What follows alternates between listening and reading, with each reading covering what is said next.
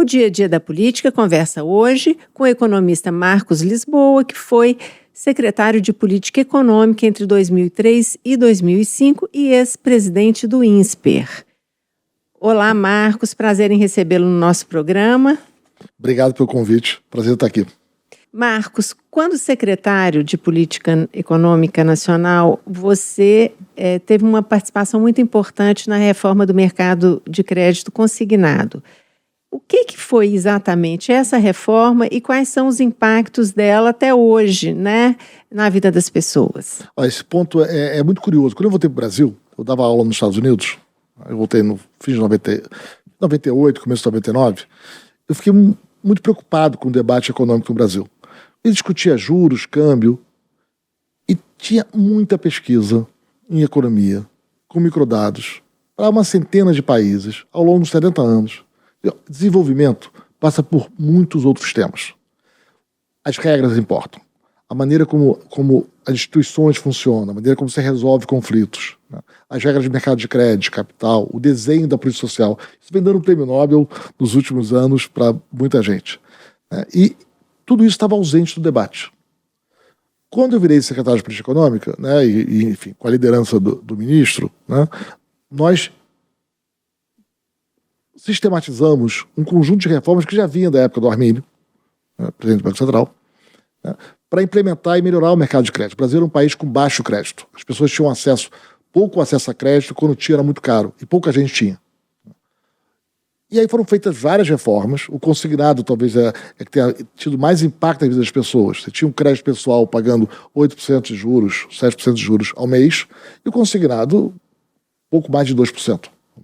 O volume de crédito pessoal explodiu. Então, pessoas passaram a ter acesso a um crédito muito mais barato e em muito maior escala. Alienação fiduciária para automóvel é a mesma coisa. Então, a pesquisa com microdados, pega dados de banco, olhando antes e depois da reforma. E o título do artigo em inglês foi publicado no exterior, esse artigo, uma boa revista, a democratização do crédito, democratization of credit. Pessoas que não tinham acesso a crédito passaram a ter. E quem já tinha acesso a crédito, o custo caiu com a reforma da alienação fiduciária para o automóvel. Lei de falência foi a mesma coisa. Tem artigo publicado nas melhores revistas de economia acadêmicas do mundo sobre a nossa lei de falência. Naquele momento, depois a lei foi um pouco desvirtuada. É curioso como a gente despreza o desenho das regras e a implementação das medidas e a gestão. E as boas regras, a boa gestão pública pode ter um impacto imenso na vida das pessoas. Hoje, como o senhor avalia esse mercado de crédito consignado? Tem problemas hoje. Né? Tem problemas hoje. Acho que teve não só o consignado, né? A lei de falência, por exemplo, foi bastante desfigurada na última década e meia, desde que ela foi implementada. Tem princípios básicos da lei de falência que a prática judicial tem alterado esses princípios básicos. Então, acho que esse é um processo contínuo de melhora e de atenção, né? Para não deixar que desvios ocorram, e alguns aconteceram. Agora, Marcos, como você avalia o peso das políticas públicas nas campanhas, não é? Hoje, as candidaturas estão dando a ênfase que é necessária às políticas públicas. Como o eleitor pode se nortear na escolha de seu candidato, prestando atenção ou não nas políticas públicas? Qual que seria esse peso? Olha, eu acho que primeiro, assim, tem coisas curiosas no debate público brasileiro, que a política acaba criando espantalhos, né? E simplesmente por uma divergência ideológica em algum aspecto, massacrando boas propostas. Eu lembro quando o Bolsa Família foi proposto, né, que a Fazenda fez um documento grande, eu estava lá, né, no começo de 2003, né, e em particular, além das reformas de crédito, a gente defendia a unificação dos programas de transferência de renda para dar para as famílias mais vulneráveis, que é o Bolsa Família. A gente apanhou pela esquerda. Foi a coisa mais... Os economistas de esquerda bateram... Assim, gente, mas vamos combinar que a gente tem... Independente de outros temas ideológicos, né, a gente quer cuidar dos mais vulneráveis, né, vamos estar juntos. Né? Foi muito curioso aquele processo. E o que eu acho é que, às vezes, e sobretudo nos tempos atuais, a discussão fica muito superficial. Ela fica numa polarização que mexe com a militância. Mas ela não entra nos detalhes. Falar de saneamento, por exemplo. A minha preocupação é que as famílias tenham acesso. O esgoto tem que ser tratado. E as pessoas devem ter acesso à água limpa e a preços módicos. Como é que você põe isso de pé? Bom, vamos estudar. Eu não tenho nenhuma paixão aqui se tem que ser público, privado, se tem que ter uma agência reguladora. Como é que você põe isso de pé? Mas o que interessa é como é que o resto do mundo faz. Como é que é o saneamento na França? Como é que é na Alemanha, na Inglaterra, no Canadá, nos Estados Unidos? Quais são as boas experiências brasileiras? Vamos ver qual é o desenho regulatório. E, de novo, sai desse confronto que anima a bancada, mas não resolve a vida das pessoas. E o que a gente quer é resolver a vida das pessoas. E vamos ver qual é o desenho. Será que é uma agência reguladora com uma concessão privada? Como é que eu desenho o detalhe do contrato? Como é que eu avalio a qualidade? Ou será que não? Será que tem outra solução? O que a pesquisa empírica, com dados, tem a dizer sobre isso? A gente não pode fazer política com base no palpite. A gente tem que levar a política pública o mesmo cuidado que a gente tem com remédios. Na hora que você vai fazer um remédio, não tem paixão se o remédio A ou B. Eu quero tratar o câncer. O senhor acha que a polarização hoje ela dificulta um debate mais pontual de políticas públicas, principalmente no processo das campanhas? Tem espaço para esse debate? Esse ponto já vem de muito tempo, né? Eu acho que o embate da política, né? Isso não é só no Brasil que está acontecendo. Você quer desqualificar o outro. Não interessa se a ideia, se a proposta é bacana ou não. Eu não estou interessado muito em discutir a proposta. Eu quero desqualificar o outro. Eu acho que a gente está precisando superar essa etapa, né? A etapa tem que ser do diálogo. Vamos tentar melhorar a vida das pessoas, né? Eu lembro na época do governo, as propostas como essa, consignada, alienação fiduciária, o próprio Bolsa Família, que sofreu oposição de economistas de esquerda nos primeiros meses, né? Mas foram construídas com apoio do governo e da oposição. O governo e a oposição, a gente dialogava, a gente conversava. Eu tenho muita gratidão por muitos líderes da oposição que apoiaram essas propostas, junto com lideranças que apoiavam o governo. Foi assim que a gente conseguiu avançar com essas propostas. Eu acho que retomar o diálogo, né? E os pontos de diferença que fiquem claros, né? Mas o que nós queremos é políticas que afetem a vida das pessoas. E aí eu acho que tem que mudar um pouco a maneira como a política pública é discutida. A discussão não deve ser sobre quanto eu estou gastando com educação, quanto eu estou gastando com transferência de renda. Então, esse programa está bem desenhado, ele está melhorando a qualidade de vida. As crianças estão aprendendo mais português e matemática, ou não? A saúde das pessoas melhorou, ou não? O debate tem que ser sobre o resultado da política e o que a experiência internacional, o que a análise técnica tem a dizer das diversas opções. E aí cabe à política, que é soberana, entre as diversas opções viáveis, fazer as suas escolhas. O senhor mencionou aqui na nossa conversa o Bolsa Família. Hoje, olhando para esse programa, quais são as conquistas e o que seria necessário, na sua perspectiva, melhorar? O programa foi muito desfigurado ao longo dos anos. O programa tinha toda uma metodologia de como é que eu identifico as famílias vulneráveis, né? Não pode ser apenas autodeclaratório. Era para a família, né? Não pode ser para a pessoa, não tem que ser para a família. Tem um problema de focalização. E focalização em economia quer dizer, eu estou dando para as pessoas certo. Quem tem que receber está recebendo.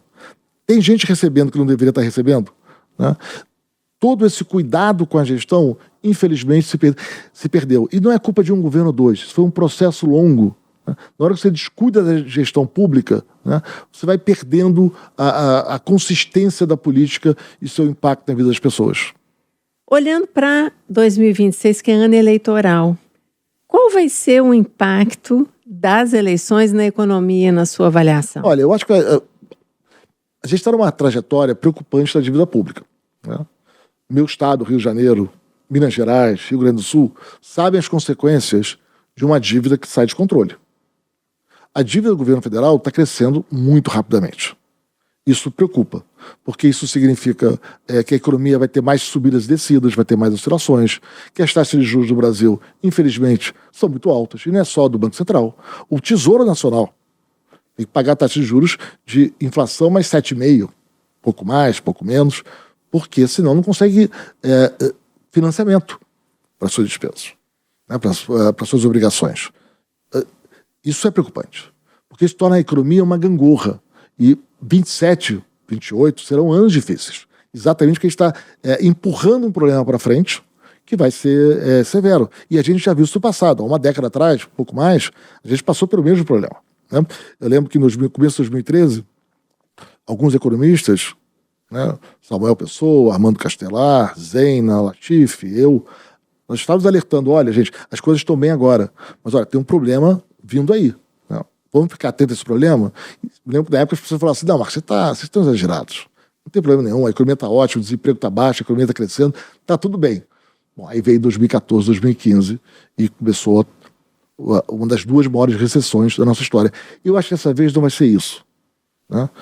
Não acho que vai ter uma grande crise. Mas é um país medíocre. Impactos. O senhor acha que as eleições gerais, elas mexem muito com o mercado? Projeções de A ou B ganhando no plano nacional? Ou, no geral, o senhor acha que já está mais ou menos precificado com o rol de candidaturas que está colocado? Olha, eu acho que infelizmente mexe, né? Porque quem estuda tecnicamente o tema sabe que a gente tem problemas de desafios grandes. O Brasil é um país muito peculiar. No Brasil, você não pode fazer ajuste fiscal. Nossa Constituição, nas suas cláusulas pétreas, né, limita o que você pode fazer. No Brasil, o que você pode fazer fazer algum ajuste em distorções que existem várias, né, mas é muito limitado em comparação com os demais países. Tem trabalho técnico mostrando como o Brasil é diferente nesse aspecto, a rigidez do gasto. Isso significa que a política fiscal no Brasil, ela aumenta a volatilidade da economia. No momento bom, a política fiscal, o gasto do governo, estimula a economia. Quando o momento está ruim, você não consegue reduzi-lo. Né? Então a economia brasileira, ela oscila muito mais que as economias de outros países. Deixa eu dar um número. Pega 40 anos, entre 1980 e 2019, o Brasil teve 26 anos bons. Em 40 anos, o Brasil teve 26 anos bons. Cresceram aí perto de 3% ao ano, que é o que a gente está vendo agora. Então 26 anos de 3%, bom. Mas tivemos 14 anos de crise. Uma crise do Brasil, cai a renda por pessoa mais de 2%. Isso é muito. Países emergentes como o Brasil, nesse mesmo período de 40 anos, tiveram 3 anos de crise, em média. E a crise lá é cair 0,3. Então aqui são 14 anos contra 3. Aqui cai 2, nos demais países emergentes cai 0,3. Então nós temos um problema de uma economia que gera essa sensação, né? Se o Brasil está indo bem, as pessoas falam, agora vai, agora superamos, agora estamos desenvolvendo. Aí quando vem a crise, aquele desânimo, né? um pouco de maníaco depressivo. A economia não deveria ser um tema. A economia deveria estar arrumada para garantir estabilidade. A gente devia estar discutindo saúde, educação, como é que eu construo estradas, como é que eu construo ferrovias, como é que eu melhoro o fornecimento de energia. A gente devia estar discutindo esses aspectos da política pública que afetam o dia a dia das pessoas e das empresas. E a campanha é um momento disso também. Também. Acho que a campanha, você fica refém do que você propõe. Essa é uma lição da política. O que você diz amarra. Você não pode ir contra o que você disse, senão dá crise. Mas eu vejo pouca discussão sobre os temas de política pública de maneira consistente. Uma discussão do que afeta a vida das pessoas. Por exemplo, o governo federal tem um programa muito bom, que é o programa de atendimento à família. Técnicos visitam as casas e dão sugestões, identificam problemas. E os problemas são locais. Cada família vai ter dificuldades diferentes, cada região vai ter problemas diferentes. Programa incrivelmente bem sucedido. O Brasil tem histórias boas. O PAF é um delas. O Uberlândia faz uma coisa preventiva muito boa também. Tem boas histórias aqui no estado de Minas Gerais. A gente tem que aprender com as boas histórias, né? E cuidar da gestão e da implementação. Então, quer dizer, na sua avaliação como economista, política pública vai ter um peso importante na apresentação das plataformas? Deveria ter. O senhor mora em São Paulo atualmente? Eu moro em São Paulo. E está em Minas a passeio? Eu estou visitando, eu tenho vindo muito a Minas, eu sou apaixonado por esse estado. Né? É um estado que eu visito e frequento há muitas décadas. Eu não sou exatamente jovem, né? Já fui há algum tempo, as pessoas podem não acreditar. E eu tenho uma paixão pela política pública e quando você identifica bons gestores. Né? E o Brasil tem história de grandes gestores. Você tem o Paulo Artug no Espírito Santo, que fez um trabalho admirável. Né? Sempre que eu pude colaborar, eu colaborei. Você tem a história do Eduardo Campos e o ensino integral em Pernambuco, que virou uma agenda de Estado, não uma agenda de governo. Que tem um sucesso imenso. Você tem as histórias do interior do Ceará, em educação, ensino fundamental, que eu tenho a maior admiração pelo que foi feito em Sobral e tantas cidades em que mostrou assim, no Brasil a gente é capaz de fazer boa educação. Goiás tem histórias boas. Então, sempre que eu posso colaborar, eu colaboro com prazer, né? E aqui, no caso, eu conheci o Gabriel Azevedo, ele me apresentou Belo Horizonte, a mim e a Zeina, com quem sou casado, né? A gente passou os dias adoráveis, né? Conhecendo aquela cidade incrível, essa cidade incrível, né? O urbanismo do centro antigo de Belo Horizonte, os mercados, o antigo, o novo, aquela joia da obra de arte que é o Instituto Amílcar de Castro, né? Eu tenho a maior admiração e o projeto arquitetônico é realmente espetacular, de tirar o fôlego aquilo, né? A Praça da Liberdade. Então, e depois eu entrevistei o Gabriel, inclusive, para um videocast que eu faço, né? Conversamos muito sobre política pública, e eu resolvi que, pela primeira vez na vida, eu vou apoiar uma candidatura, né? Local, porque eu vejo aí um espírito de botar políticas públicas consistentes de pé, sempre tendo como foco o cidadão, né? E com a habilidade de dialogar com os diversos grupos. Vamos acordar que a gente tem que cuidar da população? Então, a divergência para cá, para lá, na eleição a gente diverge, mas na hora da execução, vamos cuidar das pessoas. O Dia a Dia da Política entrevistou hoje o economista Marcos Lisboa, ex-secretário de Política Econômica do Ministério da Fazenda e ex-presidente do INSPER.